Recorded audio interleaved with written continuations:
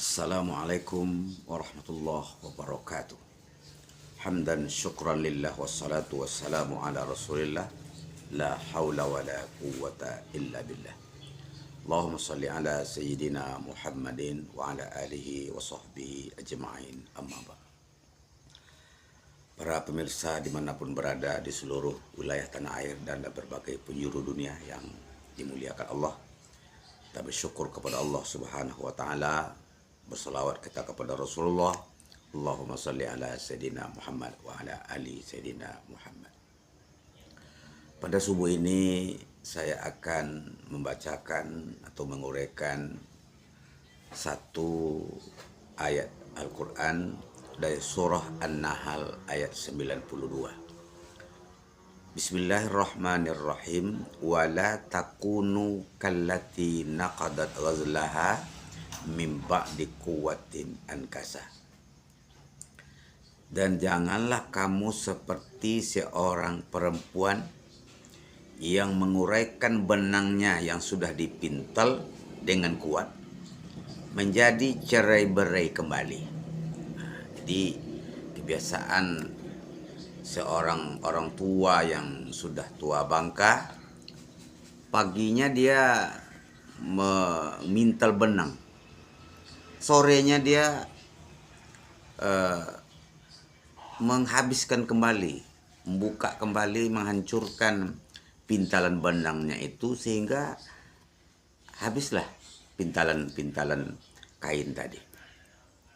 Ini merupakan sindiran Allah kepada kita orang beriman bahwa ada kalanya manusia sudah membuat suatu perjanjian, sudah membuat tekad, tapi setelah perjanjian sudah dibuat, dilanggar kembali.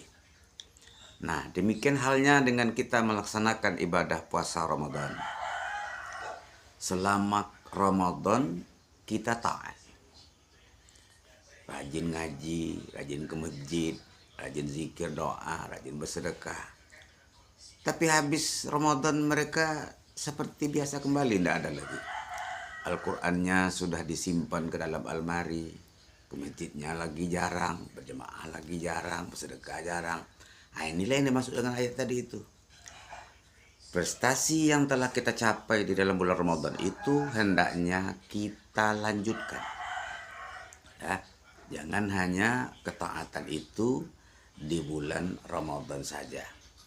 Itulah yang disindir oleh Allah itu, bahwa orang yang telah mengisi bulan Ramadan dengan penuh ketaatan, habis Ramadan ketaatannya punah kembali. Jangan kita sampai seperti itu. Apa yang dilukiskan oleh Allah Subhanahu wa taala kepada kita, apa saja nilai-nilai Ramadan itu yang harus kita lestarikan kembali. Yang pertama adalah meningkatnya rasa takut kepada Allah. Kita di dalam berbagai pengajian selalu sampaikan, inti daripada pelaksanaan puasa itu adalah takut kepada Allah.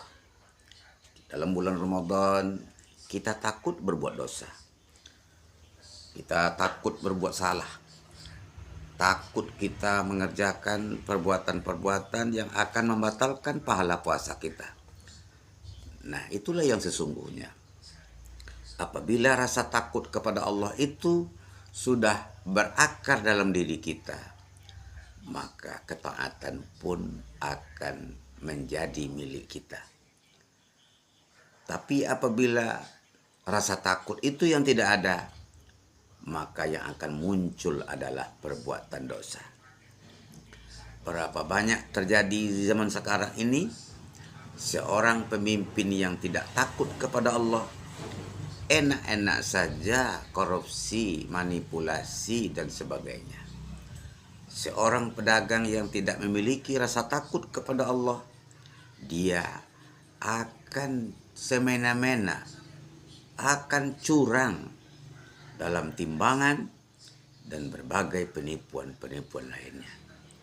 Seorang suami yang tidak takut kepada Allah, dia akan menzalimi, dia akan menyengsarakan anak dan istrinya. Seorang istri yang tidak takut kepada Allah, dia akan durhaka kepada suaminya.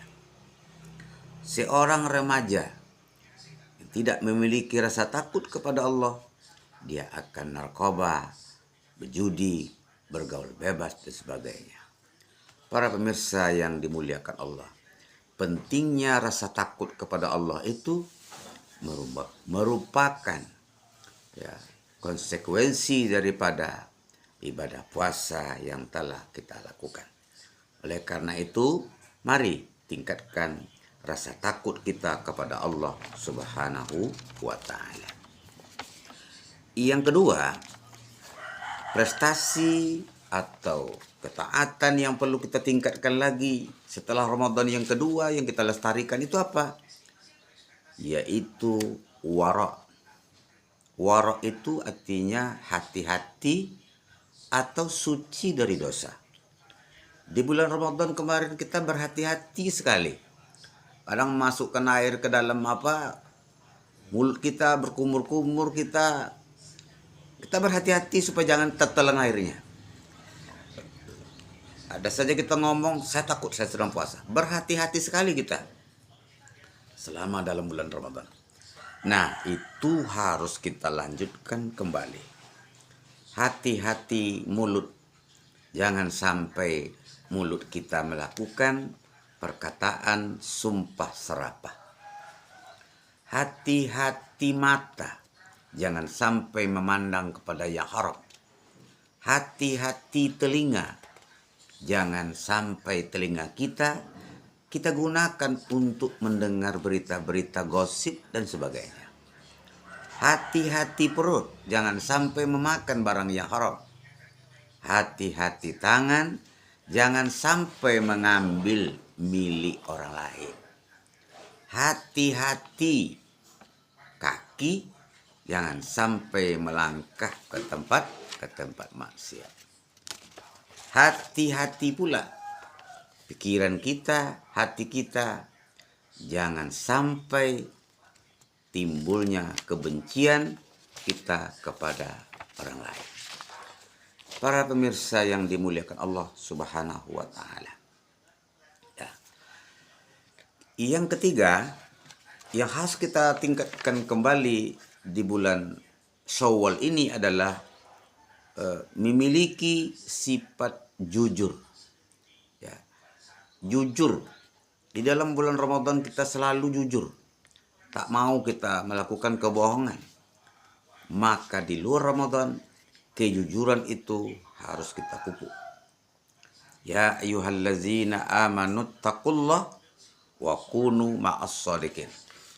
Wahai orang-orang yang beriman, bertakwalah kamu kepada Allah, jadilah kamu bersama orang-orang yang jujur. Itulah persoalan bangsa kita sekarang ini. Bangsa kita sekarang ini menghadapi krisis kejujuran. Maka apabila kejujuran itu sudah pudar, maka yang akan terjadi adalah kemaksiatan, kekacauan, kemungkaran di mana-mana.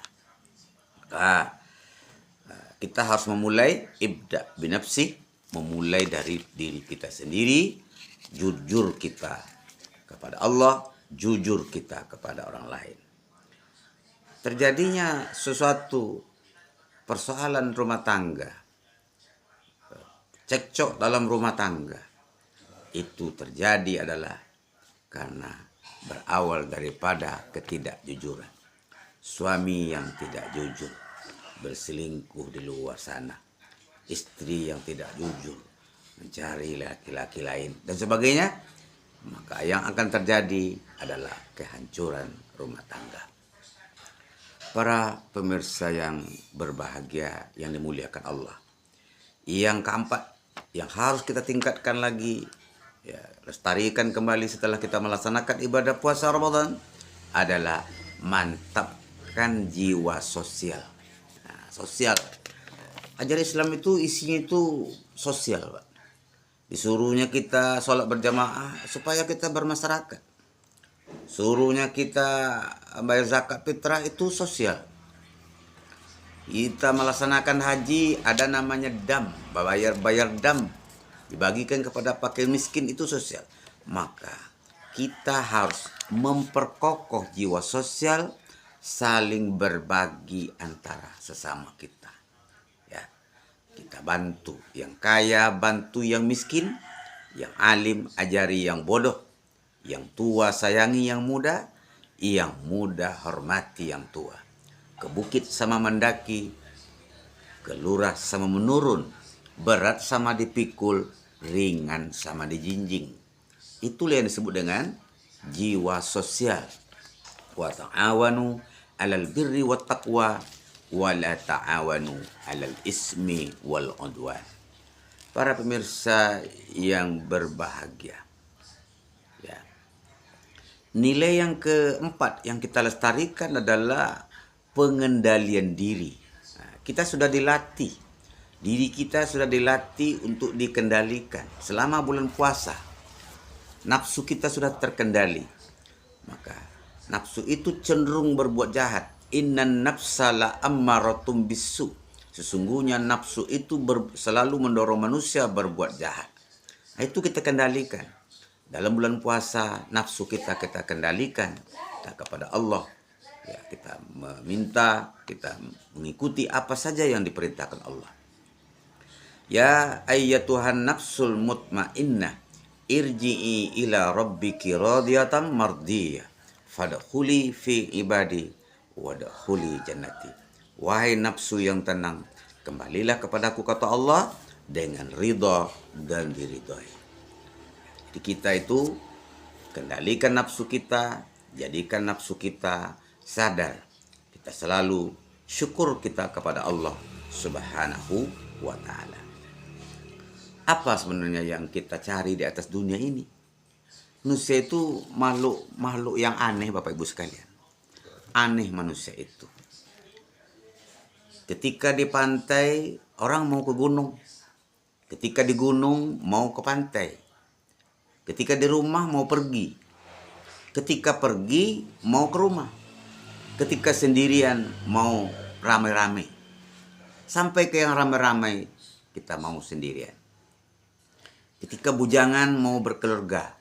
Sudah berkeluarga, gelisah, belum punya anak. Sudah punya anak, gelisah karena perangai anak. Ketika nganggur, kita ingin bekerja. Ketika bekerja, malas bekerja. Itulah manusia. Kebahagiaan tidak akan bisa kita capai jika kita masih mencari yang belum ada. Tapi bahagia yang akan kita capai bila kita pandai mensyukuri nikmat yang telah ada. Wassalamualaikum warahmatullahi wabarakatuh.